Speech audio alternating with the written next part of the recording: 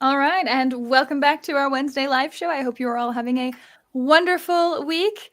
Fair warning, our internet's been a little funky this evening, so disembodied voice and me may cut out. But Paul is our special guest today, and he'll just fill in where necessary, as he always does. We also do not have Flo tonight. She is homesick, so best wishes to her and hope she gets better soon. Back to painting, because that's basically what she does all the time now. But yeah, so as I mentioned. So send her some well wishes in the chat. Yes, send her well wishes from YouTube land to Flo. You can always hit her up on her Instagram, the Painter Flo on Instagram. You gotta get better already. Or, some other, maybe less bossy phrase, I guess. So yeah, with me, I've got disembodied voice over here sharing opinions. Hello. And our special guest is actually the moderator for my channel, Mr. Moderator Paul. How are you today? Hello. Yeah, I'm doing all right. As you know, I had a really bad cough over New Year, but it's finally went away. And a bunch of people seem to have gotten sick over New Year's, and yeah, it's a heck of a start to the year, but whatever. Also, I did add, if for anybody in the chat who is also on Facebook, if you want to add a comment to my post about tonight's live show, sharing any artwork, any miniatures you've been working on that you want to share the progress of, I'll put that up toward the end of the show just to share what all you guys have been working on, since this is a paint and chat, and Flo's normally my painter. It's not happening right now. Oh, Patty, you're in the chat. Welcome. Send me that map image again so I can post it, because that was really cool. Right then. So, Paul has been... JP's in. Yeah. Looking a bit, I'm looking spotty. It's always my dice logo. Even on Discord it is. Is that why you're spotty? So first question that everyone's probably wondering is, why the GoldenEye avatar? Oh, yeah, I forgot about that. It'd been in my mind recently because I'd seen a couple of memes about GoldenEye. But for the picture, I don't like having my face online. Just don't. But I kind of wanted something, it had to be British, also video game related. And I'd wanted a bit something amusing as well. So, yeah, I thought GoldenEye and Pierce Brosnan would be best. Okay. So, that was the inspiration behind that. GoldenEye was probably the best multiplayer game of the 90s. Just by virtue of its cultural impact and like how everyone remembers fighting each other in couch co-op. Like, couch co-op was such a great time, right? Like, your friends are over.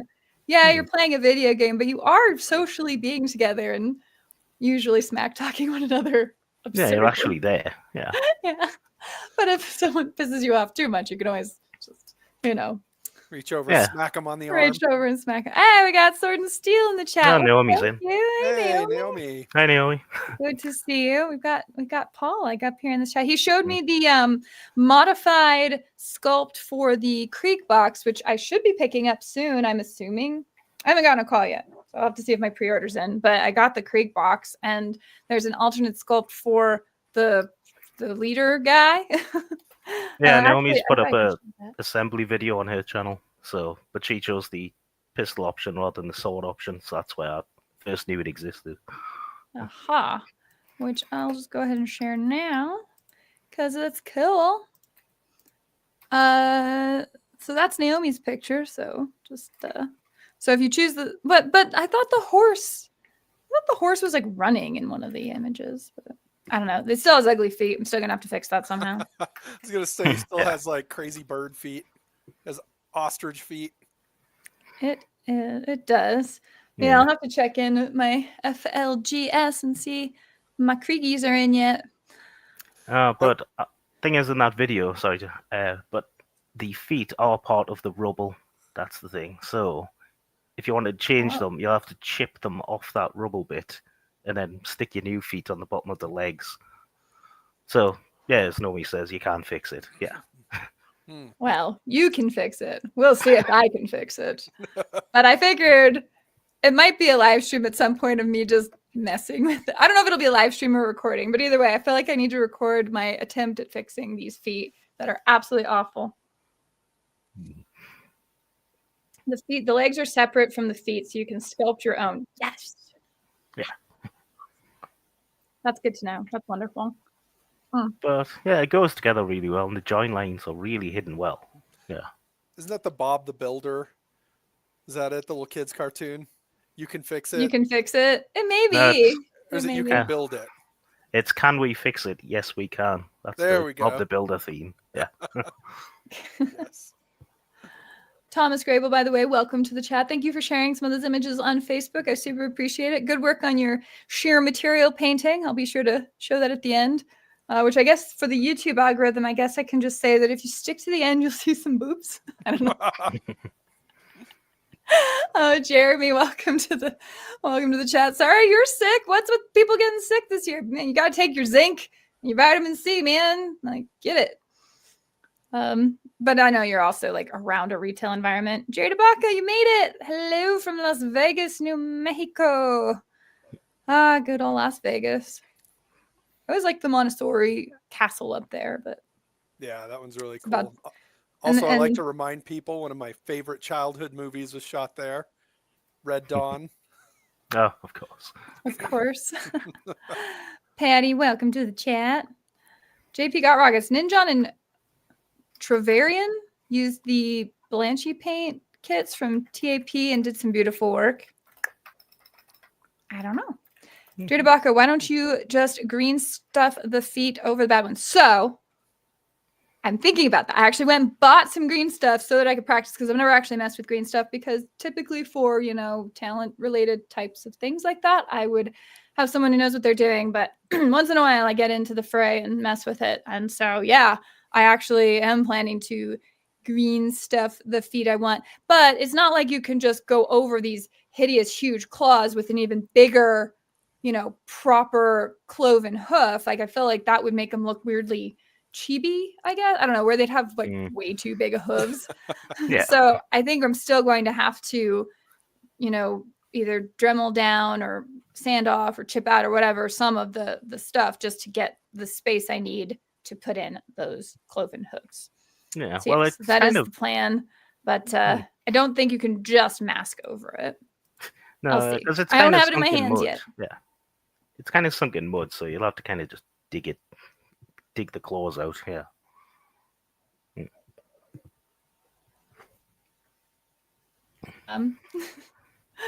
Just like when I had to mod my own stuff. Yeah, there you go. Pointing it out. Thank you. Andrew, I was trying to do the Scooby-Doo thing. Jeez, serious in here. So it seems like I don't know if it looked like we had an internet hiccup. So let us know if you guys had some sort of weird audio stuff going on. Jeremy, also, I love Red Dawn. I was going to say, I think that if they're going to sculpt bird feet on the Krieg horses, you should just go all out and then just sculpt over the top of them and just make them even bigger, make them like webbed duck feet, because they're supposed to be mutated. So make them amphibious horses. But that's how like that way they can do amphibious landings. They can do amphibious. No, we're not going to do that because that would be ugly, and I don't like ugly models. Well, if you want to look totally hooven but a bit weird, yeah, just get some of the new Noise Marines. They've all like got hooved feet and just cut their chins. No, I figured there's a lot of like Slanesh or Korn models I could probably take the inspiration from, but I have convinced myself that it should not be that difficult to shape a cloven hoof. I feel like this is a manageable thing for me. I'm not doing a face. I'm not making, muscle sinew. I'm not doing hair. It's a hoof. Cloven. Surely I should be able to do that. Yeah, I can do it. Thank you, Naomi. I'm glad somebody in here believes in me. Yeah, you can do it, but don't call it Shirley. Jeremy's correct about John Milius on that. It went a long way. Getting blacklisted. Yeah. There is this accusation. Goodness gracious, we already got some teeth and claws in the chat already. My goodness. Not buying the big feet argument with Space Marines all have way too big feet, but they're not horses. Ooh, maybe that's what you do. You just go from the knee down and you just make like Space Marine shins and boot feet, but then you make the boot feet, like hooves. I think they even already have those with some Chaos Space Marines. That way they just look like draft horses, except with big, ski boots. Like the I Space feel Marines like have. they would start looking like My Little Pony or something. Yes, they would. Yeah, no. Because Space Marine feet do have, like, I feel like they're designed to be easy to draw. And there's like that simple shape to them. And no. Speaking of green stuff, I think that's what they were designed to do, is to be easy to sculpt out of green stuff. I think that's where the original Space Marine designs came from. It's just sort of a very simple, streamlined just space suit so that they could sculpt them pretty easy. Yeah, just kind of press them into a mold. Like that mold out 3D printed once. Yeah. Maybe. Yeah, I mean, maybe because it would make sense to make a mold if there's, 5 horses in there. So that's 40 hooves. Yeah, it's like all my second edition Marines, they're all in the same pose with all the same boulders. So they're definitely just molded. So Hobbs America, says Andrew Fairbanks. It's actually where I'm from. Grew up there. Oh yeah. We were there not even that long ago, like a year ago. And yeah, it was bizarrely humid in the middle of the desert. Like when we went, last summer? And it was, I don't even understand how it was so humid there.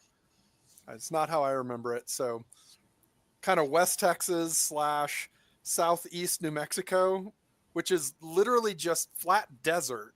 And I mean like sand desert. It was just humid, like is in the middle of Texas or like Louisiana, Texas, Oklahoma. Yeah, it was definitely an interesting experience. Like it was well built out town. Yeah, I don't know. Not a place I could go seeking out. All right, JP got rockets. You're just giving disembodied voice an argument for the damn duck feet. So no, we're not going to have this. We don't need to. So they could have camel feet. Ew, that's why they have. Feet.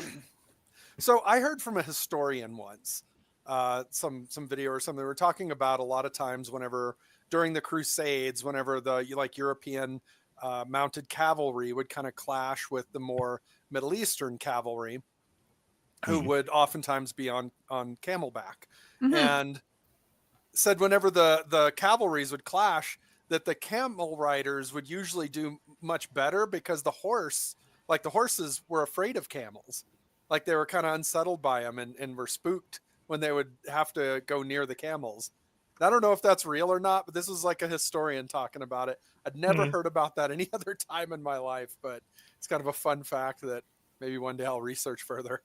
Well, yeah, it sounds a bit uncanny valley, isn't it? Because the horse will be thinking, that kind of looks like me, but there's something wrong about it. I don't know what. Which is true. Camels are really weird looking. I am not okay with this. They just don't understand. Well, it's not like horses like each other all that much either. So I remember watching like videos on like how wild horses are, because you're like, oh, beautiful nature and horses just being out in the wild, and you're like, this is how a Mustang, runs a herd of horses, and how the female horses are all treated, and you're like, domestication was the best thing to happen to you guys. Like, holy cow. You guys are awful to each other. They're constantly fighting each other. They kill the young of the, if there's a stallion that takes over, kind of like lion prides do. The mares will all be horrible to each other. They're constantly running off and following other Mustangs. So the Mustangs have to like keep fighting their mares to keep them in the herd with them. And you're like, what is this culture? It's awful. There you go. Jerry's got it. You could mod those feet into ogre hands. Why? All right, this is why it's not going up to a vote. Okay, you're gonna be cloven hooves. You're gonna look like cool horses. I want them to look cool. And the thing is, the Krieg look so cool until you get to those ugly bird feet, and you're like, what the heck happened? Like you guys were so cool up until this moment. So anyway, well, I think it was just they got a guy who couldn't do feet. He's like, I can't do hooves. I'm just going to do this. I swear he's from the fantasy Warhammer Fantasy side or Age of Sigmar side, I guess, because there's a ton of bird feet in there and claws and talons and all of that. I think it's from there. Yeah. They could have just gotten like the Lord of the Rings sculptors take over that. I think it's fine. Speaking of 40K, there's a bunch of announcements that happened recently because of what is it, LVO and yes. Rob Liefeld designed the horses. I was about to say that as well. Rob Liefeld, did he do the horses? He's a comic artist and he's legendary that he can't draw feet.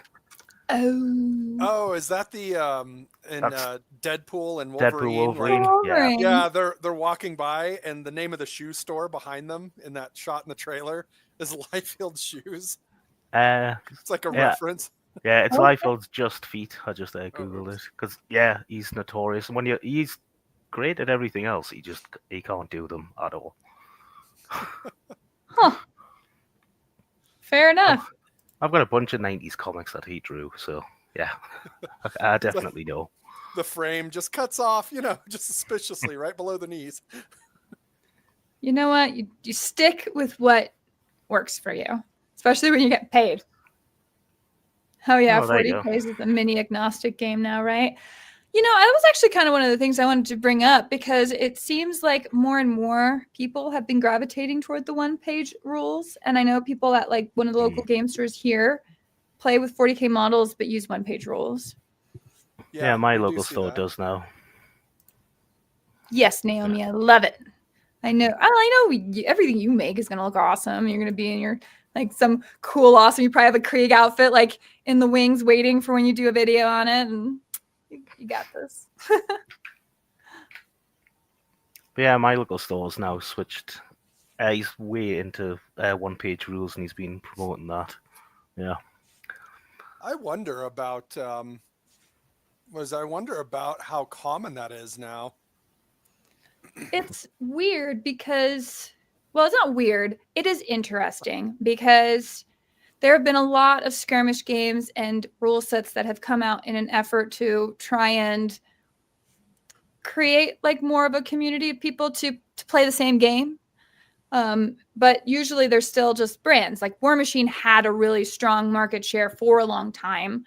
And 40K has sort of always had this massive market share. And then you've got a bunch of different fractious groups. You've got like the Warlord set of games, like Bolt Action. You've got Catalyst games with BattleTech. You've got, all of the other like fantasy skirmish stuff. We've talked a little bit about, we will talk, I guess, about Kill Team and like skirmish games like that. But then one-page rules kind of comes out.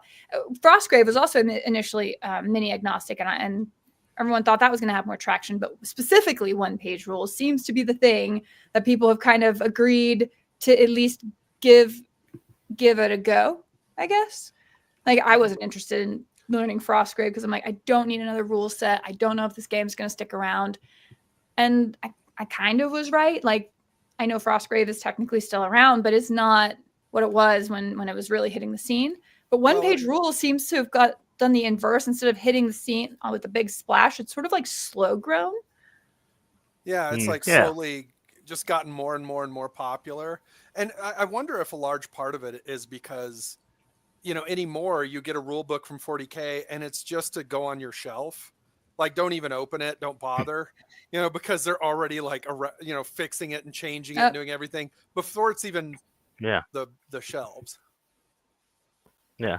Oh, internet's kicked in again. I've already seen that a ton of YouTube videos kicking off that the Krieg Codex is already getting changed. It's already got FAQs and everything. So it's already over before it started. So it is slightly kind of on the shelf. Well, technically. Still kind of. Right. Kids already obsolete with the guard. Seeing what Paddy's saying. Oh, user back. Good. Yeah. Now we're back. I was like, Cool. Our internet's feeling super special today. We'll call him tomorrow, I'm sure.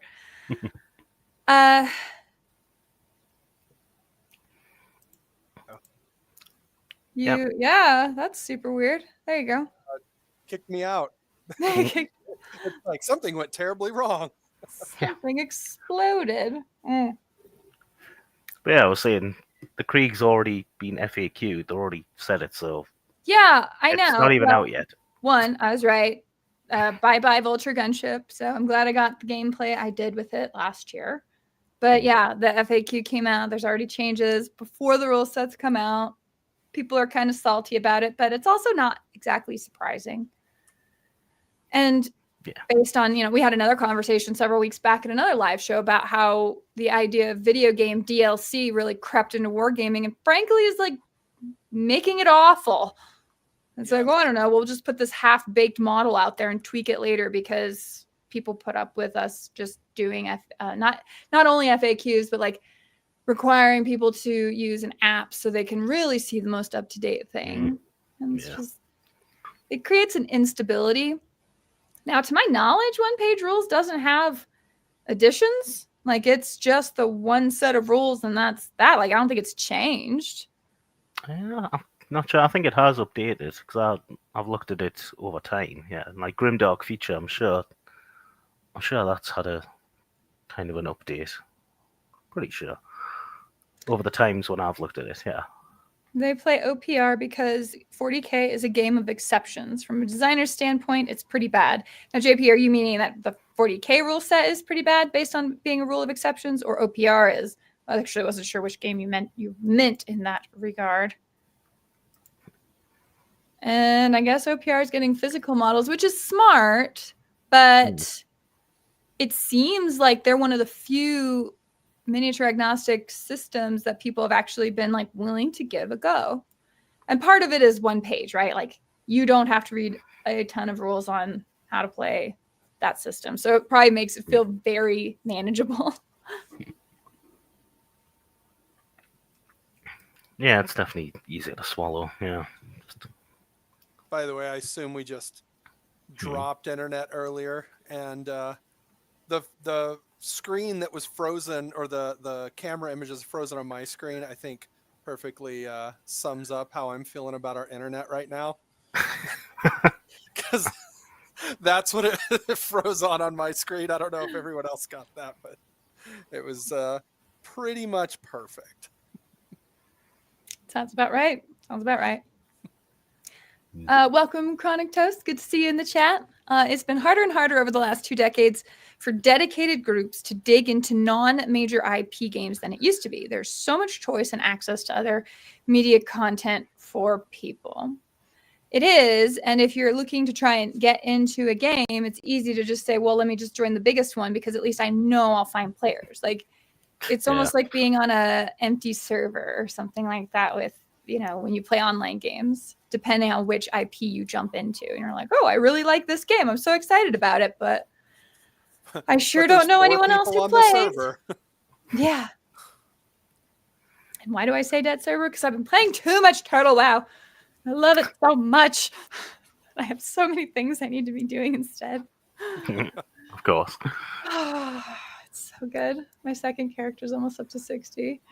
And I know I press ganged you into making a character, Paul, and I haven't even done anything with that, so I apologize. But no, I keep meaning to dip back to it, but I think I can't remember. I think I'm only level 10 or something, but I'm still getting used to it because I think I remember we were talking about on chat where it'll say, "Oh, go and kill 10 of this creature," and I'll say, "Yeah, fine. I know what a boar is. I can work out what a knight something is. It's that there."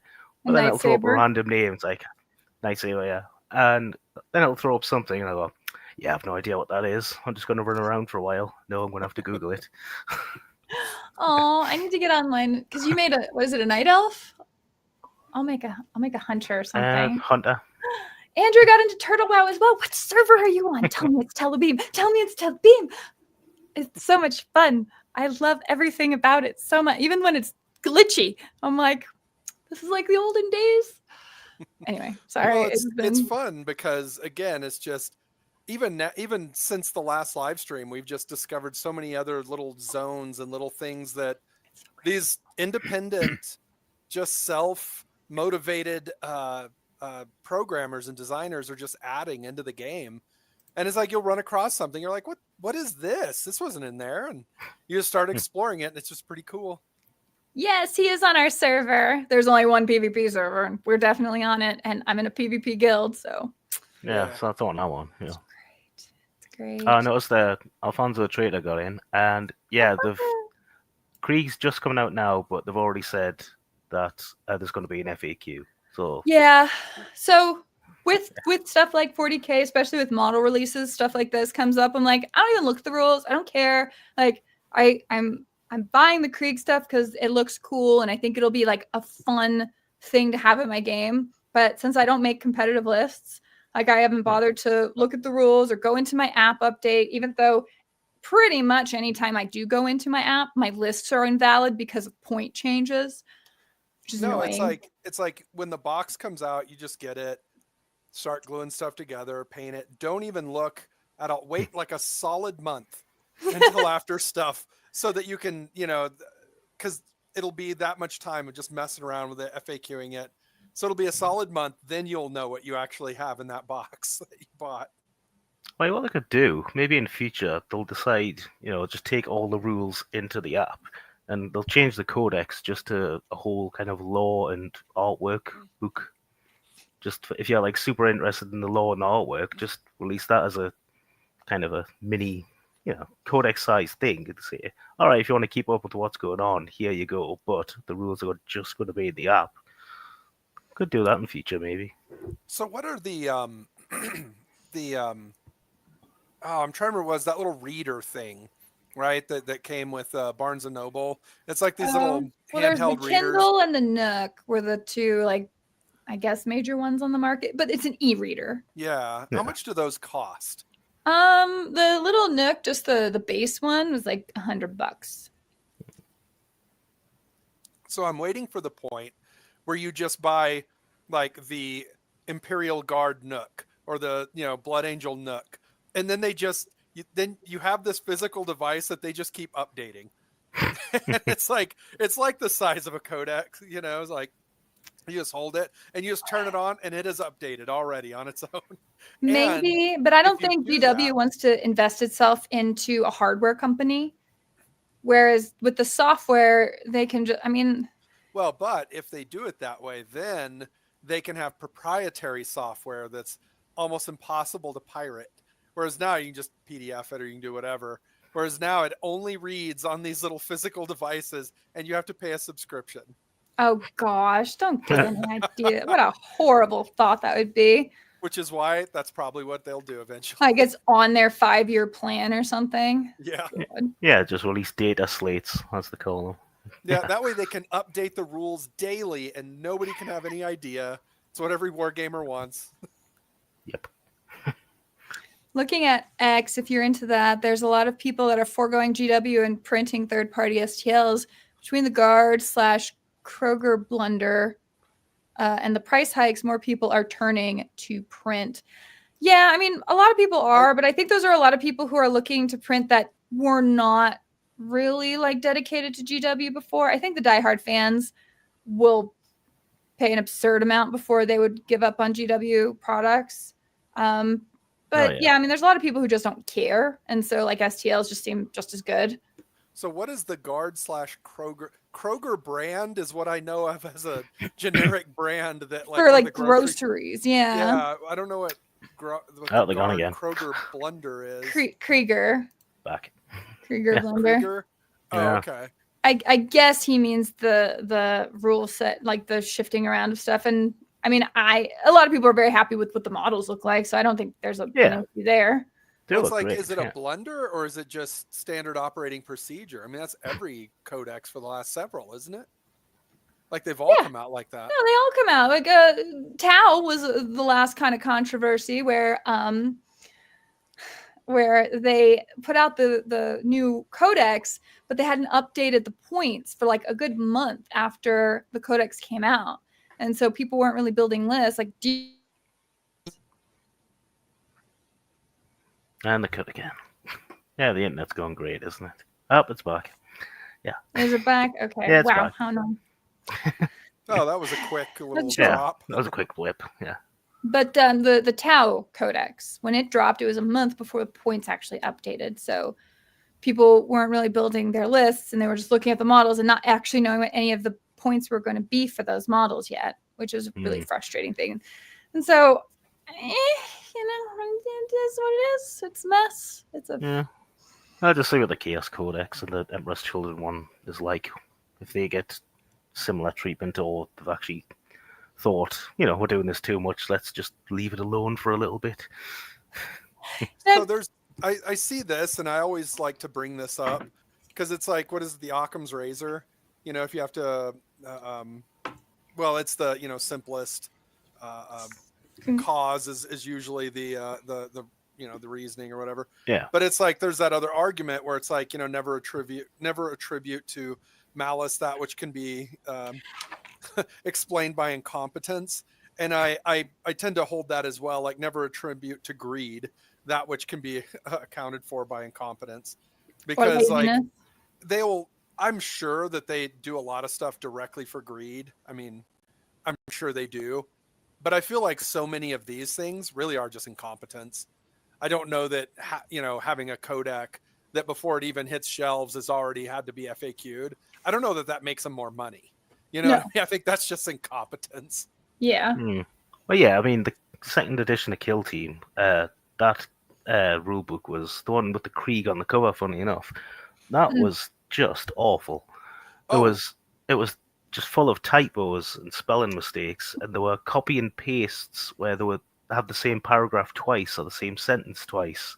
Oh, what's even worse is that the rumor that the measuring sticks, where they just had shapes, were just placeholders. I know a lot of people, kind of including myself, walked away from it because I'm like, I'm not going to measure stuff with shapes. Like, I'm not in kindergarten. Like, this is dumb. And so I feel like they lost money, but I'm pretty sure that was incompetence. Like, the rumor I'd heard being that they just never did update it. They left the placeholder art in. They left the placeholder. To hear that, it sounds true. Like, if I would be more surprised to learn it was not true than was, right? Yeah. And fair, is the nature of kind of a large company, especially one that's like kind of quasi-large. Like GW is a large company for a game company, but it's not a large company in the scheme of like large companies. And so there's this huge place that corporations can sit, this big in between, where there's sort of growing pains of you're too big to have the maneuverability of like quick decision making, where you kind of need to go through departments and committees, but you don't have it fleshed out with a good infrastructure for communication between those departments or a good hierarchy to make sure that decisions are consistently managed. And so that growing pain, you see with a ton of companies that fall into that, where they're very awkward. Like, they kind of make seemingly foolish decisions because there is like this weird rogue independence of decisions being made in there because they haven't updated their structure. Yeah, it's like Chapter Master Valrak. He has a lot of things, but he made a video about it a while ago, that GW is so compartmental that other departments have no idea what the other department is doing. That's how he ended up on the blacklist for a while, where they wouldn't send him anything. But he was still getting all the video games for free as well. And he made a video saying, why have they sent us this? It's the Grey Knights video game that came out. They sent him an ultra mega edition in a giant display box with giant models, and he said, why have I got this, but they won't send us a single Space Marine that's just come out. And later on, that's how he found out that they've no idea what other departments are doing and who's on the good list and the bad list. It's like the left hand doesn't know what the right hand is doing. Yeah, because it sounds like the different departments that are in charge of shipping or releasing product or they probably have their own list of marketing people, which means their black and white lists are separate. So you're like, okay, sure. Good job. Oh, it's funny. I mean, so to Andrew's point, yes, numbers are pretty universal. I think the placeholder art was because when when the codecs are translated, right? You're just using a different word or whatever or symbol for those different numbers. But you're right, like Well, it's like the movie Contact. Turns out math is the most universal of the languages. Yeah, Contact with Jake Busey. Yeah. That was great. It's a Spidey good Sense. movie. Welcome to the chat, by the way, Ah. Spidey Sense.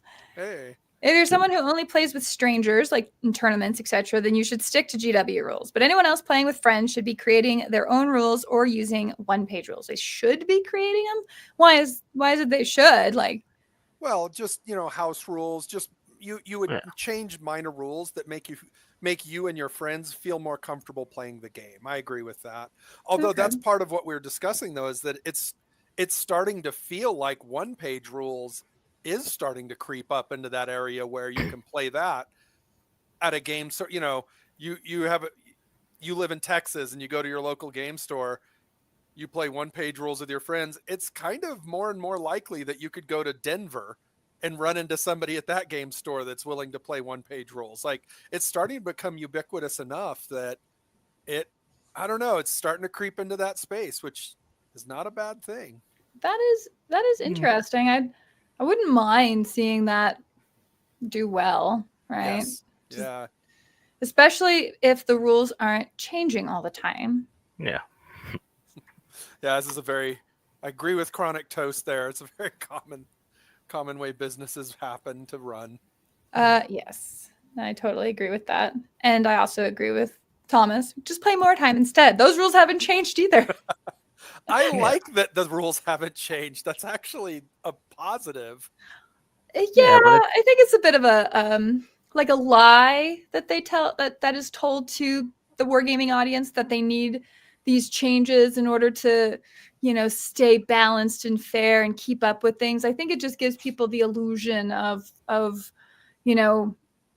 keeping up with things and the illusion that they need to keep up with new models and new releases when it's not. Like, this is your pastime. Well, I learned years ago, like I feel like I figured it out years ago, that Games Workshop doesn't update the rules because they need to make the rules better. They update the rules because they need to make the rules different and reset the knowledge base, so that you have to buy the new rules. Like, it's just a business model now. And so games like, I mean, it is, again, back to Turtle WoW, back to whatever, mini games do this, where it just goes back and it's like, no, we'll just play the original. We don't need you to change them. Tell you what, company, how about you just stay away? Like, just keep it the same. It's like, what was it? Not to go off in the left field, but it's like some people talked about like the rumor of a new Buffy the Vampire Slayer show. It's like, no. Just give us a good 4K scan. Don't touch it, you'll break it. Yes, don't touch it, you'll break it. They did break the 4K scan or their HD update or whatever. Oh my god! If anyone's a big fan of Buffy the Vampire Slayer or any of that, which is a fantastic show, look up. There's a couple of YouTube videos where they show the HD re-releases that they've done of the series, and one of the big things is you'll rescan, the show was shot on 16 millimeter film. So you just rescan the film and now you have a higher resolution than the standard def. But the show was shot on, 4:3, right? It's like, your squarish TV that you're used to from the 90s. Right. And so whenever it gets into that, they're like, well, everybody watches, everything on a 16:9 frame now. So they just changed it to a 16:9 image. And in some places they cropped it, like cropped the top and bottom and did it. In other places they used the full frame, and you can literally see the crew standing off onto the side, like filming. You'll see the sound guy just standing there in the frame. There's a shot, of like Buffy and Faith when they're up on top of one of the roofs and they're, talking, they get into a fight or whatever. You see literally the second camera crew in the frame, just clearly standing there so that they could make it 16:9. And it's like, oh my God, just don't touch it. You'll break it. We'll take the old one, please. Thank you. Definitely a hot mess. Yeah. Sorry. What I was going to say about Spidey Sense's comment about, kind of, yeah, if it's going to be tournament, then yeah, you have to stick to the rules. But otherwise, yeah, go for if you're playing with friends, like edit things, trim out things. Because like the current version of Kill Team, which I do like, when I've been playing that with new people, kind of wanting to get into it, it's easier to just like trim things off that they're not going to remember. So just don't do it in a way. It's like I'll say, here's your kill team of just using my models. We'll not do chapter tactics or whatever this time. Don't bother with that. Don't pick any specific stuff like grenades because you'll never remember that you've chosen grenades. Because that's happened to me a bunch of times. It's like, oh, totally forgot about that. Only use the kind of generic kind of ploys, which are, you spend command points or don't use kind of generic cool ones, not super specific. And when you do that, because it's only a skirmish game, it's only going to take you, half an hour, 45 minutes. Because all that stuff's still kind of fresh in the memory, you can say, right, we'll have a second game now. Have a look. Do you want to add these now? Because the previous stuff's in your head. Do you want to add a couple of extra things and then have a game with those? So that's what I find the easiest way to, show people the newer Kill Team or smaller skirmish stuff. Yeah. Yeah. So for Jeremy here, what is it? Be the change you want to see. Just start running one-page rule tournaments in your area. You can definitely do that. I mean, if you're into the one-page rule set, like I haven't messed with it, so I actually don't really have an opinion on it yet. I just know people have been super enjoying it. Like I know of a couple of guys anyway in town who have been super enjoying it. And then I see a lot of online like, oh, I just play this now because it is, it's okay.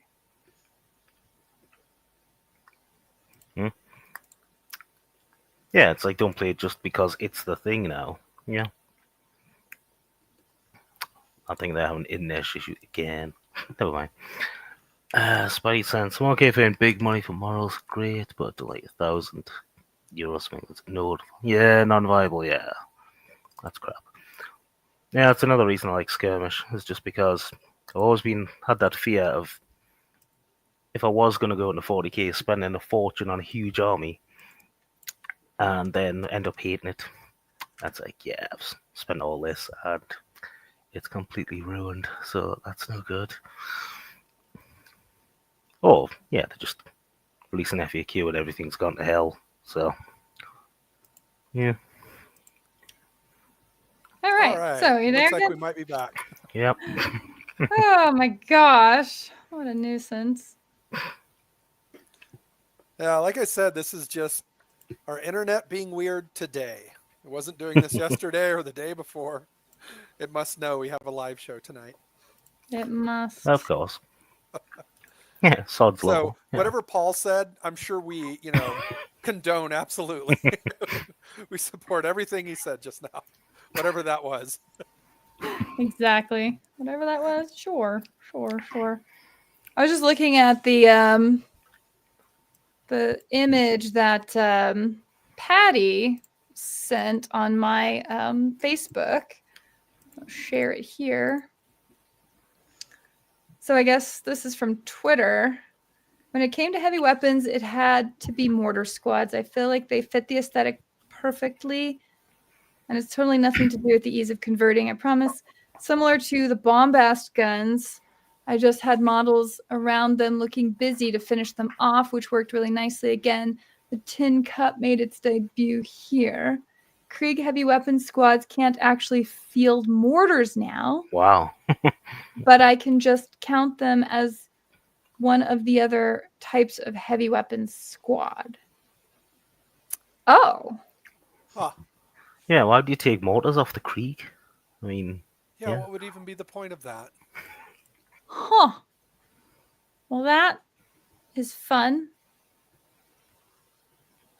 Huh. Some decisions just leave you scratching your head, I guess. Well, it's like, how is that even a decision for money, right? I don't even know what that's a decision for. They're just like, no. Well, I guess it comes down to, are they making their own box sets with mortars and Krieg, or do people have to convert them? Because if they have to, I could see them being, oh, well, we don't want that then. Just want to bump what Naomi had to say here. But yes, we do not need Buffy reboot. Just leave it alone. Leave Xena alone. Leave the women of the 90s alone. Yes. They were done kind of perfectly back then.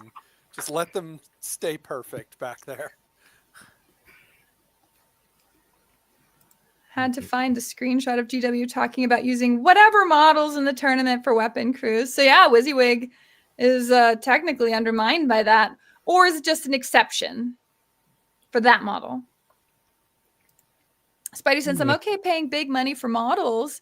They are great quality, but I don't like the idea that my 1,000 euro army suddenly becomes non-viable because GW wants more of my money. Well, yeah, I mean, I think people are not feeling super happy about what's happening with the Forge World stuff, so much of it going to Legends. And some of them getting picked up in plastic kits, like, I guess, the Arva Slider finally. Man, oh gosh. What's that? At least 2 years of me looking for an Arvis lighter at the different conventions and everything. And I kept getting told by the GW people, oh, well, they're getting ready to come out with a plastic kit. And then a year would go by, no plastic kit. Still looking for an Arvis lighter. I eventually found one. Where did I find that? Was that at Nova Open? Yes. Was that last Nova? And so I did. And I was like, oh, good. Sweet. I have one now. And now what, last month, they're like, hey, look, we have the Arvis Slider plastic kit. So who knows? Maybe your Vulture gunship in 3 or 4 years will come back to the table. Oh, Sword and Steel. Oh, I totally hear you, Naomi. Like, it's hard to hold all those rules in your head. Especially if you have to constantly know them well enough to teach them. I guess Trench Crusade has been picking up steam. I know it went gangbusters on the Kickstarter. I haven't even looked at it. So I apologize. I'm just a bad wargamer. I'm not keeping up with any of this. I'm like, I don't know. I haven't even been playing Warhammer because I'm waiting on my Krieg stuff kind of to come out since I know the points are all changing. But... And we need to get back to putting together your awesome Ogren unit, your named character Ogren unit. Jason and the Ogrenauts. Yeah. Ogrenaut. Yes. It will happen. It will happen. Let's see here. Have we been getting any images on Facebook yet for painted miniatures? Got oodles so far to share. We should start tossing them up on screen. Want me to do it this early? Yeah, okay. Sure. We can just peruse Skulder! them as we talk. Skulder, are you playing Turtle Bow? If not, you need to get on there. You need to get on Telebeam and play with me.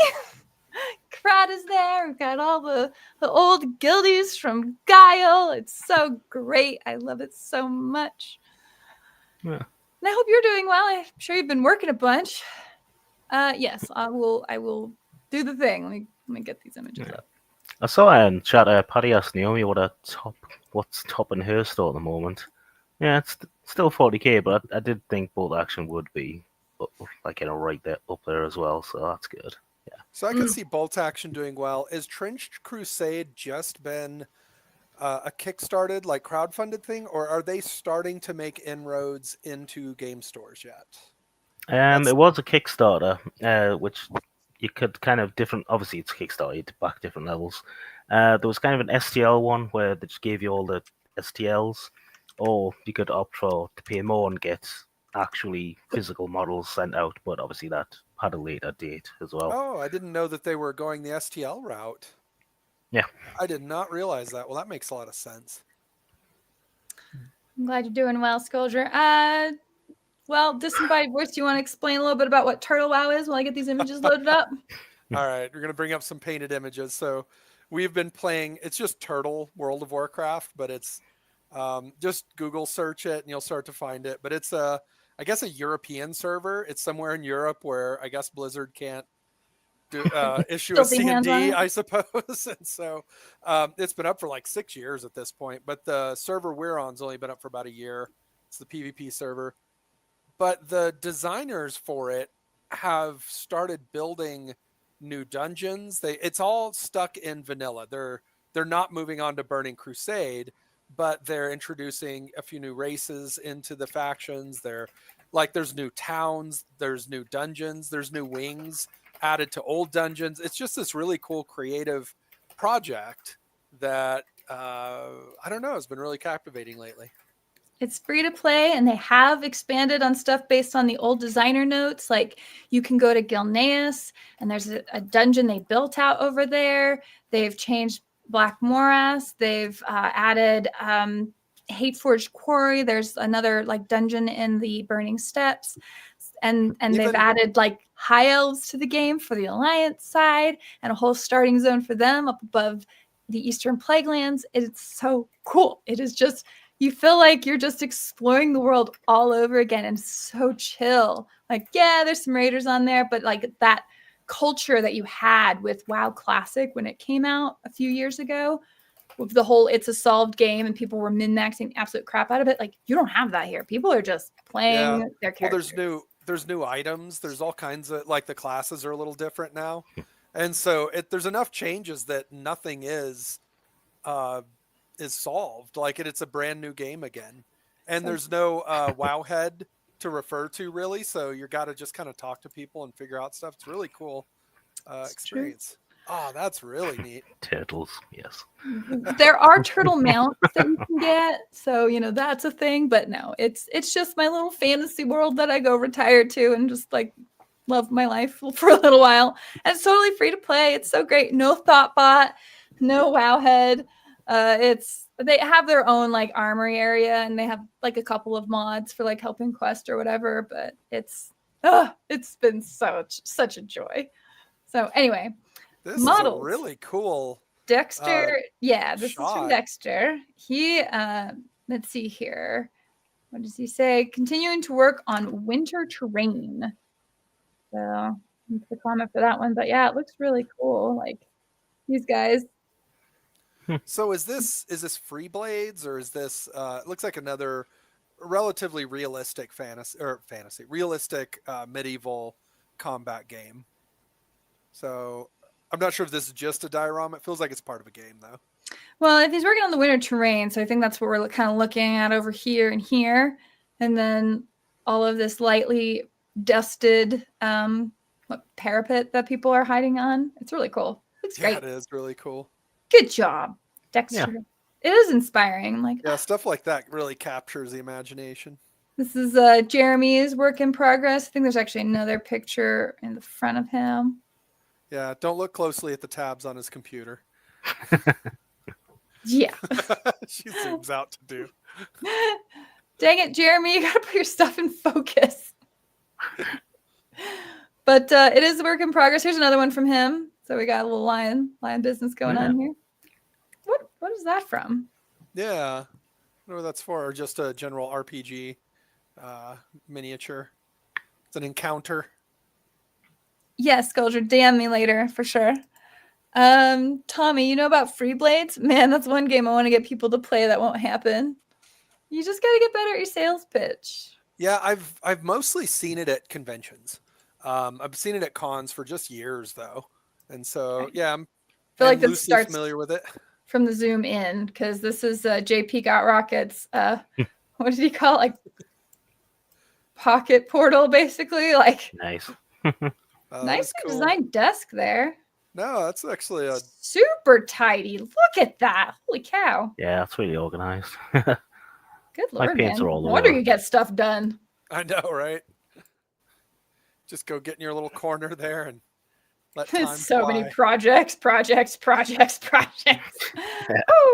Oh God, don't let us take a picture of our piles of shame on various shelves and everything. Mm. We're dying. Yeah. Oh, yeah, there go. Yep.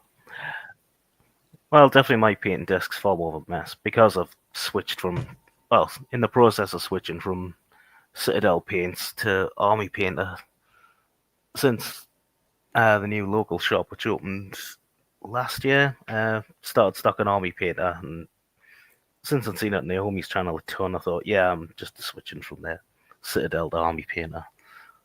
It's cheaper, and I like how it actually has the mixing beads in the bottles, so it's yeah, just life a lot easier. Yeah. I was also noticing the game envy lights. I assume that's what those are. Oh, very, yeah. very good for lighting. I love mine. You have Like one of that those was an right next to excellent you. investment. Mostly supplies there. Fair enough. Yeah.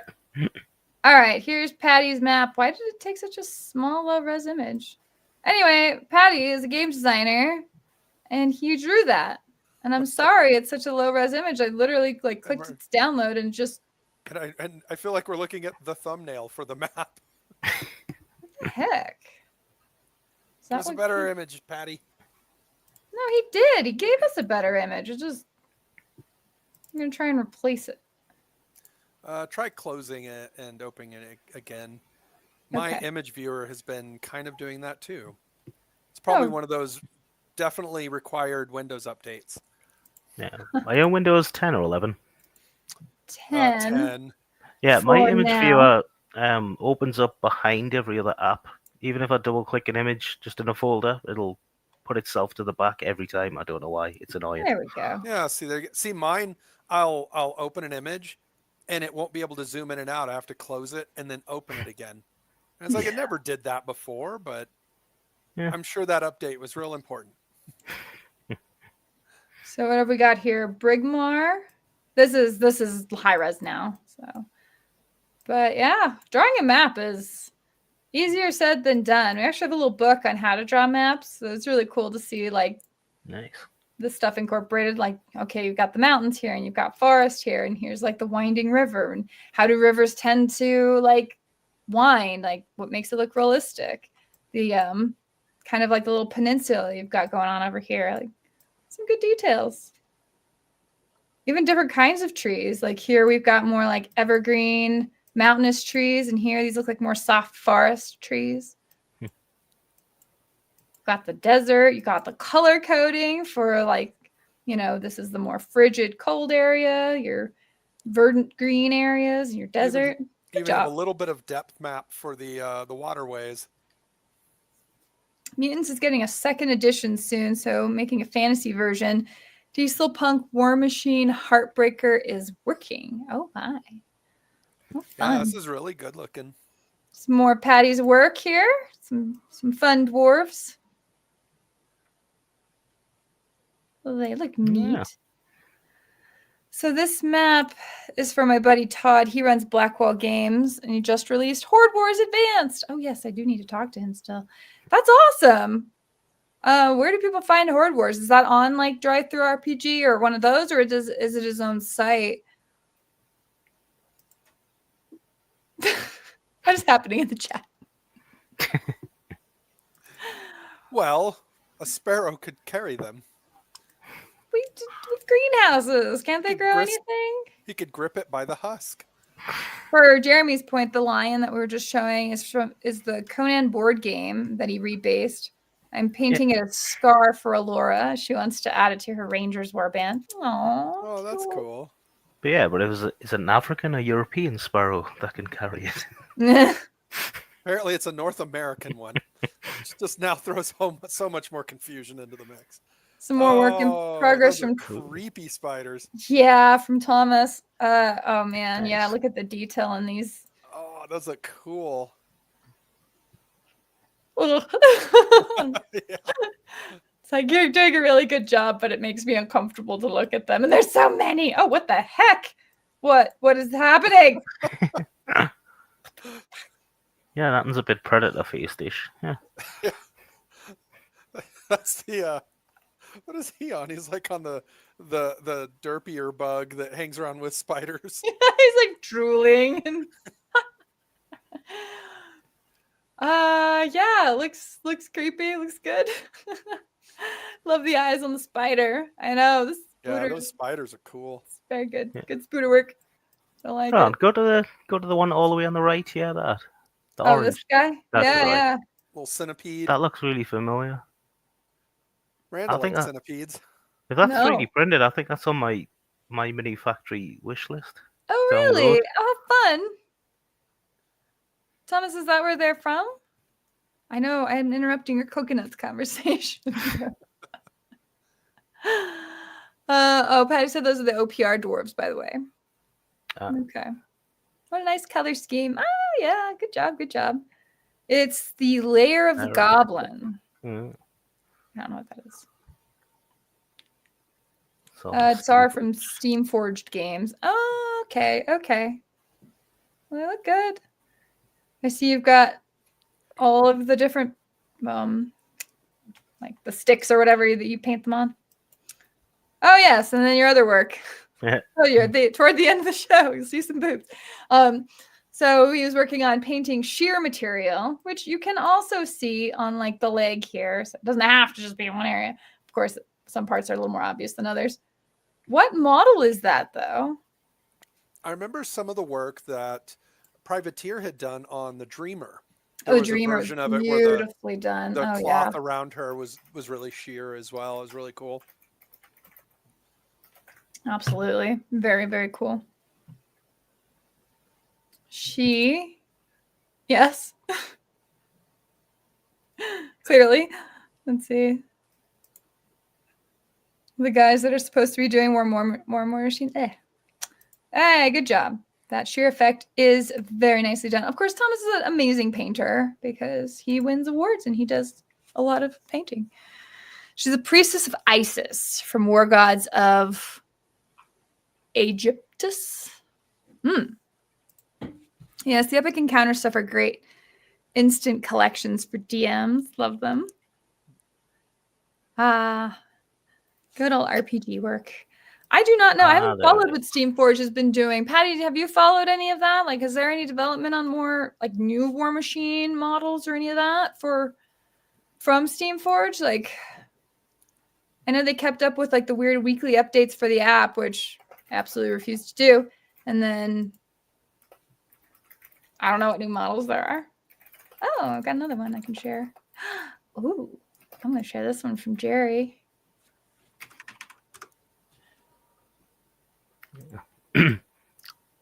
Well, that's the mini I thought it was, which is on my my mini factory wish list. I'll get it sometime. If that link should work.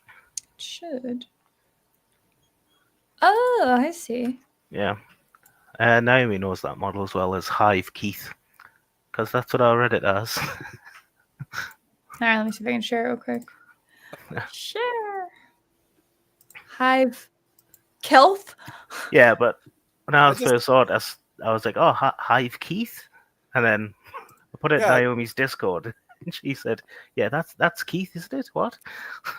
Yeah, it's Toby Keith's Hive. Hive Keith. They enjoy country music and devouring worlds.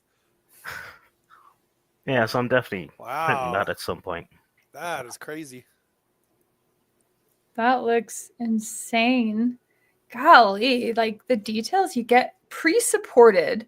All the little hairs on the insides of the little mandibles. I don't know. Those look really cool. Say 120 millimeter oval base. Oh wow, that's pretty wild. Whew. But I was gonna share Jerry's image too because he just shared that on my Facebook.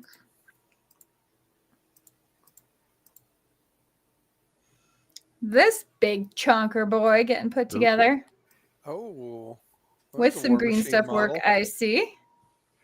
See, look at that. Like, you get it all smooth and professional. That's all you got to do. Just that. It's so simple.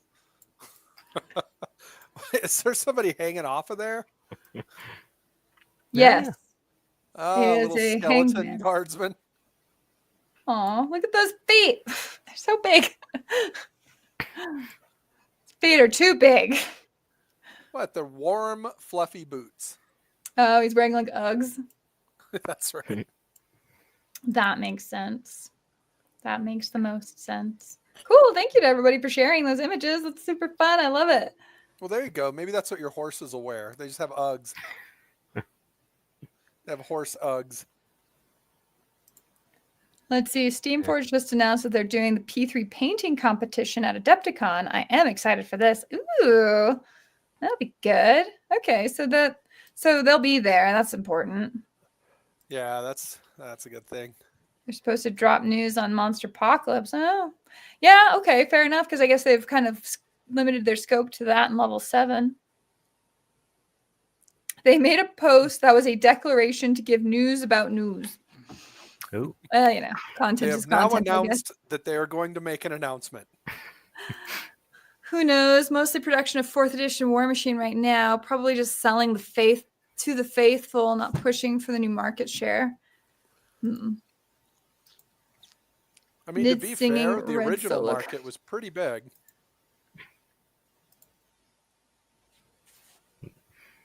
oh, and the internet's went again. Fun. They'll be back.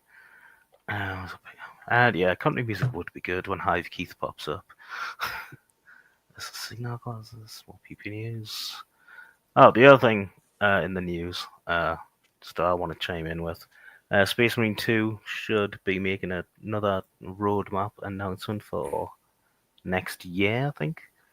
They said Space Marine 2 Devs Focus said it'll be, I think, Tuesday. They're going to announce the roadmap for 2025. So that's other news things coming.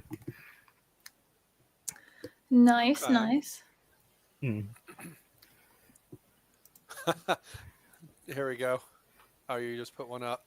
Very nice. Well, it looked like a caterer model, so that makes sense. Trying to sell.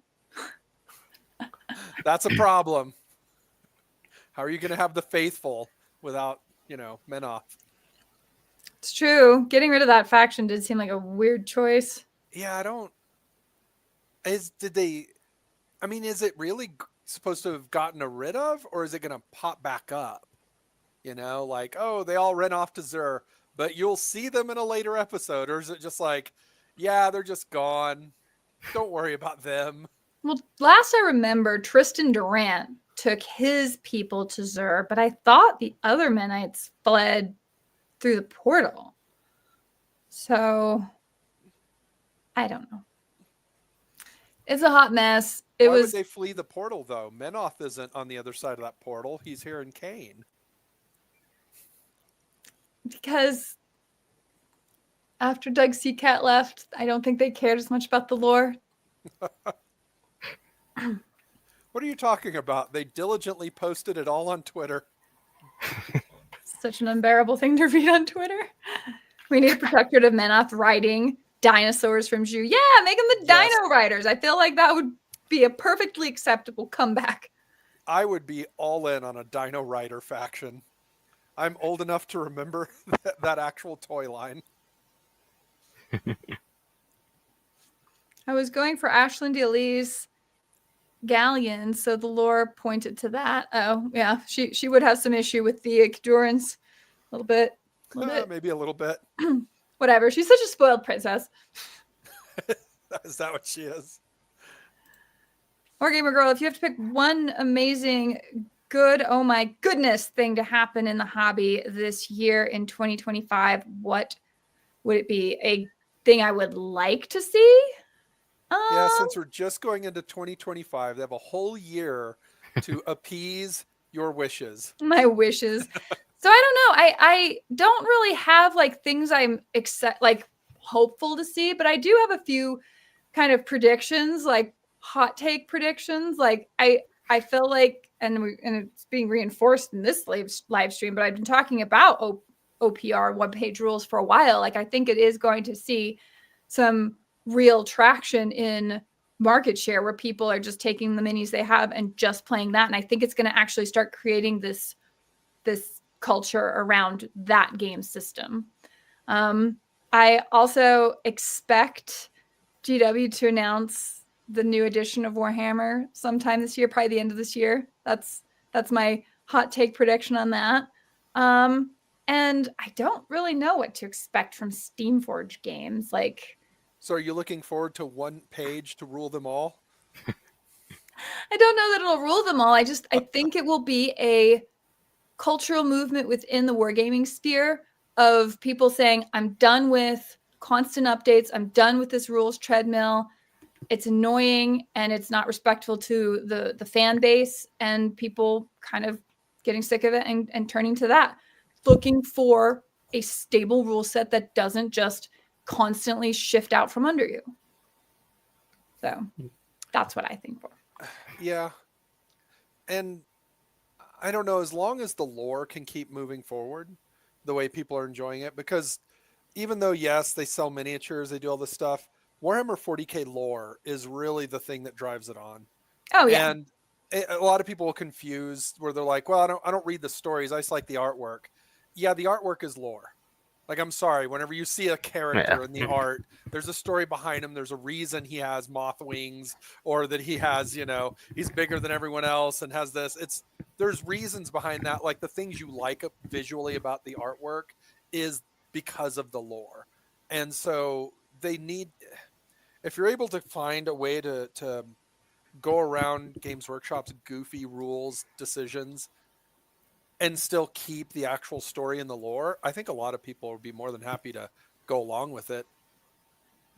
I guess if I could have one big happy thing happen in the hobby, it would be for more people to know about my Valhalla gaming retreat and go to that, because it's a really fun event and it's just designed around playing games, relaxing, and not worrying about being competitive, not worrying about, chasing any meta, just talking about games, playing games, trying games. And there's a couple of rooms still open. There are a couple of rooms still open. Reach out to us and you can still find a way to get there. April 20th to April 25th, 2025. And it's so worth it. It's so worth it because you get spoiled. The whole point is to spoil everybody there for 5 days, or I think it was 4 days, 5 nights or something like that. But yeah, it's great. It's so good. It's so good. So anyway, that's what I would love to see happen in the hobby. Everything else is just sort of a general prediction, but I don't know. I kind of, from reading the tea leaves here, it feels like OPR is going to see some more traction. Yeah, I think so. Yeah. Yeah. What about you guys? Any things you hope for with the hobby? One thing I think I said to you a couple of weeks ago. One thing I think, I'm not sure it'll happen in 2025, but I really think at some point, some amazing 3D printer is going to come out that's like really good quality, totally idiot proof, and it'll just go kind of viral in the hobby, and everyone will be like, "Oh, well, you should just get this." I mean, just it doesn't take up too much space. It prints really high quality, and it's plug and play, off you go. I think that's definitely going to happen at some point. Not sure this year, it could, but I mean, my new one, my new Anycubic 6K is really simple to use. My 4K was as well. Yeah. And but those 6K printers are just amazing. They are gorgeous. Like the bamboo that DJ has is amazing. Well, the bamboo is the FDM, yeah. Yeah, as a filament. But the 6K, so DJ has a 6K printer, and I've seen he's printed off some kind of, they're just sort of knockoff Tau drones, and the line work on the drones are better than the line work on the injection molded plastic Games Workshop models. Like, I was really comparing them side by side, and I was just like, holy crap, that's really good. Massive difference. Massive for sure. Yeah, because mine was plug and play out the box. I've just been kind of calibrating it for the best results for the past, since I got it at Christmas, like the month, and then I'm pretty much ready now. Just get that. But like I say, it was out the box, kind of just ready to go. I'm just kind of messing around with it because I know what I'm doing. That's really good. Back to kind of a little bit of the earlier prediction chat. Chronic Toast says, I'd be down for that. It's one of the appeals to me of bolt action. Very long rule cycles. If OPR can do something like that and gain market traction, yeah, I'd jump on that bandwagon. I don't know how much of a bandwagon it would even be. It would just be a real movement, I think. Because it was part of why we got into Privateer Press's War Machine. Is we'd played in Mark 1 a little bit, but when we got into Mark 2, it was like kind of the official statement was, it took us a long time to do Mark II. We don't plan on doing that again anytime soon. And Mark II went for like Oh yeah. 10 years ish, maybe a little less, but it was like, yes, give me that. That's what I want. Oh yeah, for sure. Should get a shirt that says ask me about my Valhalla. Fair enough. Well, one of the other arguments I have for like why I think OPR is oh good. I love seeing that. I want to see you guys. That would be wonderful. One of the things I think with something like OPR again is we are in an age where games are flooding the market, and I think AI is going to help accelerate some of the burnout. I think that the consumers facing burnout as far as rules changes, new games. I don't understand the board game market very well. Like it does seem almost like an unlimited appetite in the board gaming world because board games seem to go really well on Kickstarter and there's always new rules. I think board gamers have a large number of magpie gamers in there. I think a lot of them buy a board game, play it twice, and then that goes on the shelf. And then they're looking for the next new board game. It doesn't require quite the investment that like a tabletop miniature war game requires, so that you don't have to sit and learn all these rules and all these intricacies. It really is board game night, bust it open, you and your buddies figure the game out, you play it, through roughly, and you're like, oh, okay, I understand it. And then there's another night where you all understand it, you play through it, and then it goes on the shelf forever. I feel like Andrew's correct. Yes, sir. You're right. I don't know, man. All the people who just refuse to believe that we landed on the moon, they might be going. They might. Oh, be they're gonna start writing our history book next. No. Yes. But yeah, like I think people, just like with what we're seeing online, like apparently in the YouTube space, there's been a big push for people looking for authenticity because there are a bunch of fake influencers, virtual influencers, just tons of I don't know, like tweets or, things you read that are just AI. So it's feeling like it's really hard to tell what's real or what's not. And regardless kind of what you might perceive that quality to be, I think people want something that's real and tangible.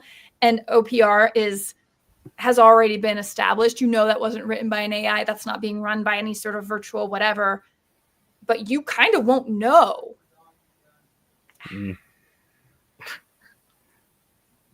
And then again, I'll go back to this bit. One thing I was going to say is about Naomi saying hopefully we'll get Plastic Titans. We'll have to go Plastic Titans at some point. I mean, they're phasing out resin, and I hate GW resin, but two disasters with them. First one was Tyranid the Red Terror. Nothing of that model was fitting together at all, so I had to end up chipping bits of it away with a hobby knife, and eventually it chipped so much of it away it was never going to work, and I ended up just throwing away the whole model. So that was like a 30 quid Tyranid just in the bin because it was molded that badly. Hey, JP Got Rockets is also not an AI generated entity. Well, yeah, that's the thing. Like, have your channels now. Like, be the real person first before people can't tell anymore.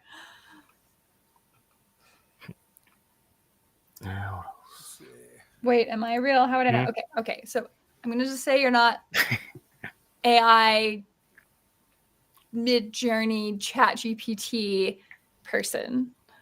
Now, as far as whether or not you're real and like the whole metaphysical level and are we all living in a simulation, I can't answer that question for you. I'm sorry. But we're at least all on the same level of that real. So I do keep seeing stuff like this is an ongoing conversation that I do find interesting. And I think it's less that it'll kill sci-fi and fantasy artists. I just think those artists are going to have to no longer be completely anonymous. Like normally it would be, well, I created a piece of artwork. And so a company or a game producer or even a movie company or whatever, they need something. So they'll just buy it from me. And so now when, just more regular people can just sort of prompt for new art to be made, I think that it'll start to go more into sort of what a lot of the more important aspects of art are anyway, which is, yeah, that's nice, but I want to see this person's art. How would this person approach it? Like, it becomes a lot more personal. And I do think that, in general, authenticity is becoming more and more the currency of the internet. And so I think that authenticity will become more and more the currency of the artist as well, where it's less about, oh, that's a cool image. Gee, I wonder who made it. It'll be more like, it's a cool image. I wonder who made it. And I wonder if I like that person's style and I want to see more of what they did, instead of it just stopping at the first stop. So a lot of artists for a long time got by financially with just creating it and then just selling it off and not having to really do much else to support it. Whereas now I think that their personality and who they are is going to have to start becoming more of the selling project, right? Like you look at almost the way that, movies used to do with, we'd make a movie. It would be like, oh, I'm going to go see a Brad Pitt movie, or I'm going to go see a Tom Cruise movie, or Arnold Schwarzenegger movie or something. And I think artists are going to have to start moving into that, where it's like, oh, cool. Like, I want to see another Jerry DeBacca miniature, instead of just show me some miniatures. Because, if AI can generate images, then it's like, well, those images are neat, but art it's equal parts expression and communication. And so if AI is generating it, all it can do is just stitch together things based off of like patterns it's seen before. So it really has neither. Now, the person making the AI maybe is trying to engage in communication, and so they're using AI to do it, but the expression of the artist isn't there. And I think a lot of people in mass, people will start to move toward wanting to see what an individual artist makes. And so that artist's name will become more of a currency than just the art that they make. I just imagine there'll be a trend of artists like putting up their artwork, but then a picture of themselves holding like today's newspaper. Yeah. No, guys, really. Holding up their artwork and a newspaper and like, I don't know. Crap, where do I find a newspaper? What's a newspaper? I really am real, I swear. Naomi says, scams are already coming. Learned how to crochet this Christmas and have been scrolling patterns, and there are AI pics of crochet patterns that can't actually be created with that crochet pattern. Very true. I know it's super common about that. I'd seen somebody else comment on that too. Yeah, I mean, you see that with sewing too, like general costumes or clothing being made. There's all kinds of AI outfits and dresses. Enough so that other influencers are like, I'm going to try and make this AI dress and see how possible it is. See if but it's actually the crochet thing would be a little tougher. Robert asks, does anyone expect the new administration's tariffs to adversely affect gaming and the miniature hobby? So the idea would just be for products coming in from other countries. So I wonder a little bit about, because Australia, right, has been kind of the model for that for a very long time. Anyone shipping anything into Australia, even us years ago, we did like a giveaway for some mats and stuff, and we're like, I think two of our people that won were from Australia, and we're like, oh my, it costs more than the actual items cost just to ship it to them because of the tariffs you have to pay. But I think that a lot of companies, especially if GW was selling in the US, I think it would be cheaper for them just to set up manufacturing in the US for the amount of things that they're selling. I thought that for a long time. If you're a company that wants to sell, especially GW or somebody wants to sell stuff in Australia, it would be cheaper for them just to literally set up a factory and manufacture than to pay tariffs. And so I think that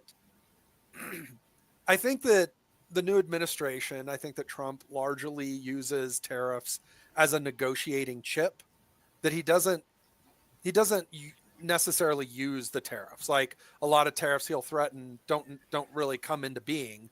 They were just there to negotiate a better policy with a foreign country. He's done that a lot. And so for things like the gaming industry, I don't know if that'll come into effect though.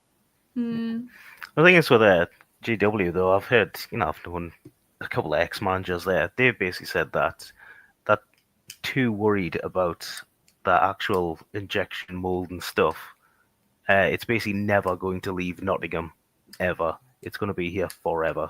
They're just too paranoid about it being copied or looked at too much that it's never getting out of Nottingham. Ever. Well, And it shouldn't. They were already getting like copied whenever they did, because they did production in China for a while, and they were literally knocked off immediately. yeah. It was only terrain in China, though. Was it? Okay. Yeah. The actual, they don't care about the terrain, so that's fair. Yeah, Well, they did the China was terrain, but the actual that's minis are all in interesting. Nottingham. Because they don't do their terrain anymore. Mm-mm. And I wonder if that has anything to do with it having been produced in China. Thomas says we're already seeing difficulty getting Kolinsky sable brushes. Tariffs may make some other products more difficult to get. It may be. The Kolinsky sable thing isn't related to tariffs, though. That's related to exotic customs regulation. Because that's the animals. I want to say it was like Eric's Hobby.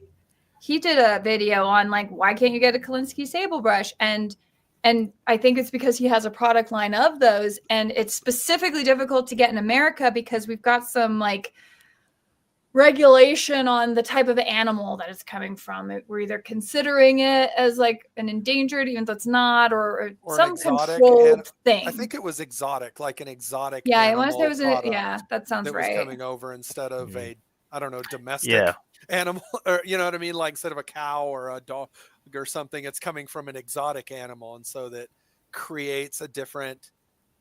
There's a certain what do you call it, like I'm blanking on it here, but there's certain different and exceptional paperwork you have to get specifically for. It's almost like having an import sports car or something where you have to make it street legal. There was similar to that. Yeah, well, Andrew mentioned, I think we saw the same video, funny enough. Yeah, I was going to say it was that Squidmore, wasn't it? It could have been. Squidmore did a whole video about.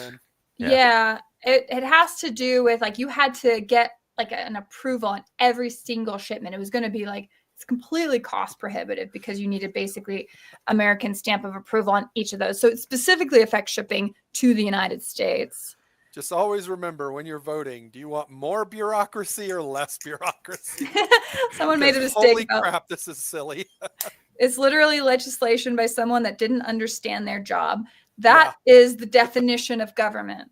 We make rules for things we've never done before. I feel like it's very similar to the discussion we opened the show with like, you know, just attribute it to incompetence. And the more people that you have like trying to push a bureaucratic machine around, the more opportunities there are for incompetence. I mean, it's the engineering. What is it? It's like a saying in engineering is that the more moving parts a machine has, the more opportunities a machine has to fail. Exactly. Yeah. Exactly. Well, we rounded it out here at 8 o'clock, and I know Paul is a solid 7 hours ahead of us. So I want to thank you for usual 3 a.m. Yeah. Not late at all. I want to thank you for joining us tonight and hanging out and chatting. And our next show will be here in 2 weeks, so that'll be February. I'm sure people will be getting their prep on for Adepticon. Which I know some of you here are going to. Thomas, I think, and Robert for sure. I don't know who else is going to be going to Adepticon, but anyway, we'll chat a little bit about that one in a couple of weeks. And any closing notes that you had, Paul? Anything you want to share? No, nothing really. Just having us on. That was fun. You do have a video game channel, right? I mean, you've got that one Doom video that has more views than anything on my channel. Yeah, that I've got my channel's just it's Pornox505, the same as my name. Yeah, I just upload random video game clips. But there they go again. But I had one clip of Doom Eternal that went viral, and it's got 1.3 million views, which I had to turn off notifications of because it was constantly getting comments on the video over and over. It's got a few thousand comments, obviously, with 1 million views, so I had to turn them off. Yeah, so that was fun. Well, otherwise, it's just random. Well, I definitely look forward to watching this show again that I was a part of so that I can see the half of it that I missed. Oh, I know. Yeah. I know. Lovely internet. But whatever Paul said, again, we completely agree and endorse fully. I think it is a very insightful take on whatever it was. All right, Yes. right. All right. Well, on that note, we'll see you guys in 2 weeks. We're going to end the stream here, but we've got a couple of minutes in the closing, so feel free to keep chatting, and I'll respond. We can all respond to you in the comments there. Otherwise, we will hopefully see you on February 5th. So have a horse feet. Yes. Have a wonderful night, guys.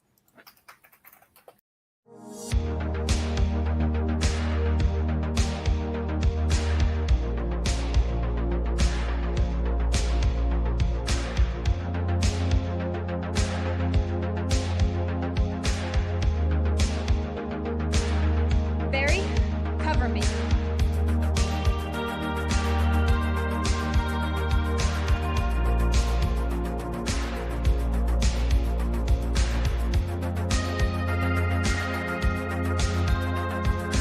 All right, guys, this is it.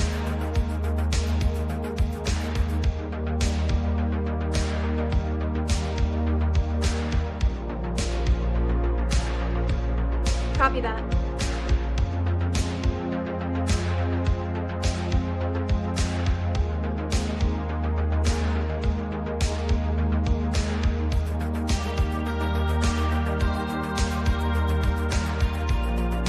No more sandwiches, Barry.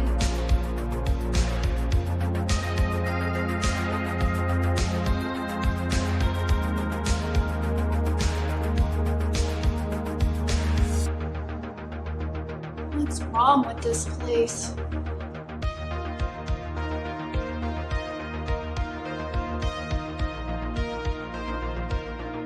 I'm in the west corridor. I'm right outside the generator room.